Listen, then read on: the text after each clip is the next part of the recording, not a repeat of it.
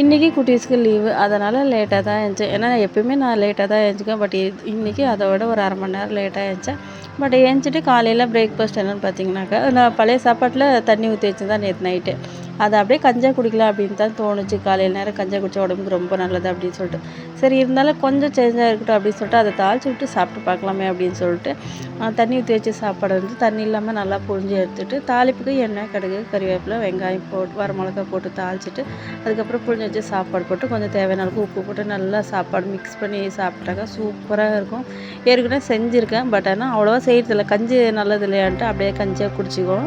அப்புறம் மதிய சாப்பாடுக்கு வந்துட்டு கொழுமிச்சிக்காய் சாதம் தான் செஞ்சுருந்தேன். இதுக்கு ஹைலைட்டு அப்படின்னாக்கா இந்த சாதத்துக்கு பூண்டு சீரகம் இடித்து போடுறது தான். ஆனால் சூப்பராக இருந்துச்சு. லெமன் ரைஸ் மாதிரி தான் இருக்கும். டேஸ்ட்டு கொஞ்சம் டிஃப்ரெண்ட்டாக தெரியும்.